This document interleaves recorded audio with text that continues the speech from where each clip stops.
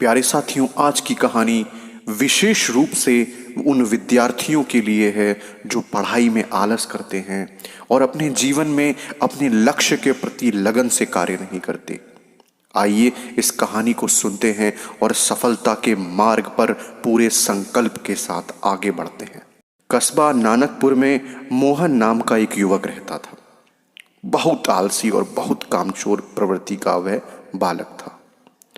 उसके इस स्वभाव से उसके पिता उससे बड़े परेशान रहते थे। अपने इसी आलसपन के कारण वह ना तो पढ़ ही पाया और ना ही कोई काम सीख पाया। जब भी उसके पिता उसे स्कूल भेजते थे तो उसके अध्यापकों की यही शिकायत हमेशा बनी रहती थी कि आपका बेटा मोहन बड़ा आलसी किस्म का है। ना तो यह स्कूल का काम करता है और ना ही पढ़ने लिखने में इसकी कोई रुचि है। अब अच्छा ये होगा कि आप इसे कोई काम सिखा दें। और फिर जब वे मोहन को किसी काम पर भेजते तो वहां से भी उसकी यही शिकायत आती थी। अब अगर उसके पिता की बात की जाए तो उसके पिता आशाराम जी एक बहुत अच्छे मूर्तिकार थे। उनकी बनाई मूर्तियां पूरे आसपास के इलाके में चर्चित थी। इसीलिए उनकी बनाई मूर्तियां खरीदने के लिए हर व्यक्ति का मन ललचा उठता था। पिता इतना बड़ा मूर्तिकार और बेटा निकम्मा। उनको यह बात अंदर ही अंदर दीमक की तरह चाट रही थी। वे उसे कोई काम सिखाकर अपने पैरों पर खड़ा करना चाहते थे, परंतु मोहन अपने आलस्य और कामचोर प्रवृत्ति के कारण कोई काम ही नहीं सीख पाया। इसी कारण आशाराम जी का मन और अधिक दुखी रहने लगा। उनके सामने एक और मुसीबत यह थी कि वे अपने बेटे को डांटते डपटते भी नहीं थे। इसका कारण यह था कि वह बिन मां का बच्चा था। एक बार की बात है, आशाराम मूर्तिकार जी बीमार पड़ गए। उनके बचने की कोई आशा नहीं थी। उनको यह चिंता हमेशा सताती रहती थी कि उनके मरने के बाद उनके बेटे मोहन का क्या होगा।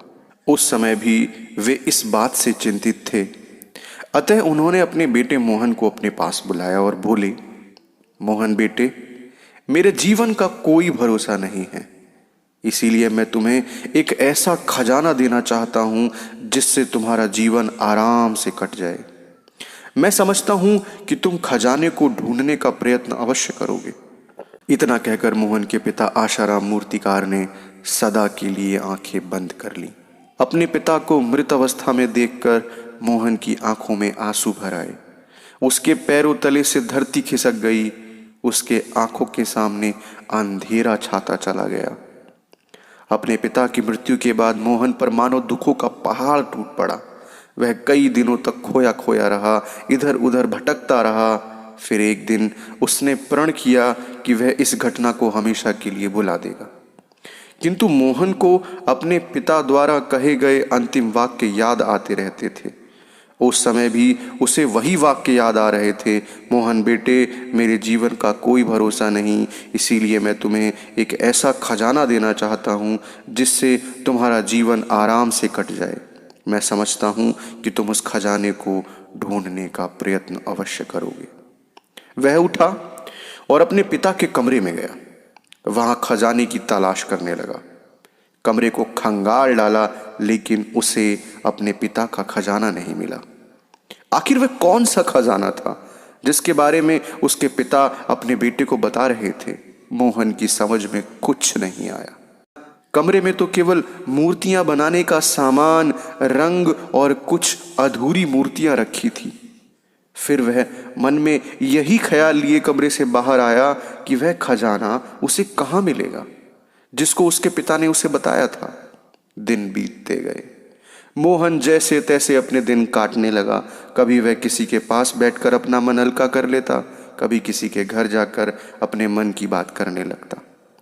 कुछ दिन तक वह धन उसके काम आता रहा जिसको उसके पिता छोड़कर गए थे, और जब उसका वह धन समाप्त हो गया तो मोहन बड़ा दुखी और परेशान रहने लगा। उसको तो कोई काम धंधा आता ही नहीं था जिससे वह कुछ कमाकर अपना पेट भी पाल सके। अब अचानक उसे ध्यान आया कि उसके पिताजी के कमरे में कुछ मूर्तियां रखी हुई हैं। वह तुरंत कमरे में घुसा और वह मूर्तियां लेकर बाजार में गया। बाजार में उसके पिता के द्वारा बनाई गई मूर्तियों की तो पहले से ही जबरदस्त मांग थी। अतः मूर्तियों को बाजार में रखते ही उनके चाहने वालों ने उन्हें हाथों हाथ खरीद लिया। अन्य मूर्तियों की मांग भी बाजार में उठी। मूर्तियों के बिक जाने और अन्य मूर्तियों की मांग तथा पैसे के लालच ने मोहन का दिमाग खराब कर दिया। वह घर में अन्य मूर्तियों की तलाश में इधर उधर भटकने लगा, लेकिन उसे कोई पूर्ण मूर्ति नहीं मिली। वहां अधूरी मूर्तियां बची थीं। तब मोहन ने सोचा, अगर इन अधूरी मूर्तियों को पूरा करके बेचा जाए तो वे बिक सकती हैं और पैसा मिल सकता है। अतः सबसे पहले उसने अधरंगी और बेरंगी मूर्तियां निकाली और उन्हें रंगना शुरू किया। एक दो मूर्तियां खराब हुईं, मगर फिर जल्द ही वह अच्छी रंगाई करने लगा। मूर्तियों को रंग रंग कर वह बाजार ले जाता और अपनी जीविका चलाता, किंतु वे मूर्तियां भी जल्द ही खत्म हो गईं। अब वहां अधूरी बनी मूर्तियां बची थीं। उन मूर्तियों में से किसी की नाक नहीं बनी हुई थी तो किसी का सर नहीं बना हुआ था। मोहन ने सोचा, अगर वह इन मूर्तियों को पूरा कर ले और फिर इन्हें रंग कर बाजार में बेचने जाए तो वे आसानी से बिक जाएंगी। यह सोचकर मोहन मिट्टी और रंगाई आदि का सामान लेकर बैठ गया। उसने एक दो मूर्तियां खराब की, लेकिन फिर धीरे धीरे वह अच्छी मूर्तियां बनाने लगा। अब वह मूर्तियां तैयार करके उन्हें बाजार में बेचकर अपना जीवन यापन कर रहा था। उसकी मूर्तियों की मांग बाजार में उसी तरह होने लगी जिस प्रकार उसके पिता के द्वारा बनाई गई मूर्तियों की थी। वह मूर्तियों को बनाकर बाजार में ले जाता और उसका माल हाथों हाथ बिक जाता। उसका नाम भी अपने पिता की तरह विख्यात हो चला था। अब मोहन की समझ में आ गया था कि जिस खजाने को वो इधर उधर ढूंढ रहा था वह और कुछ नहीं, उसके पिता की कला थी। लेकिन पहले तो वह इस खजाने को ढूंढ नहीं पाया था, किंतु जब उसने अपनी मेहनत और लगन के द्वारा उस खजाने को खोजा तो पता चला कि उसके पिता उससे क्या कहकर गए थे। अब मोहन खूब मेहनत और लगन के साथ अपना काम करता और मजे से जीवन जीता। दोस्तों, इस कहानी से हमें शिक्षा मिलती है, मेहनत मनुष्य का वह गुण है जिसके द्वारा खजाना तो क्या, हीरे और जवाहरात पर भी अपना कब्जा किया जा सकता है।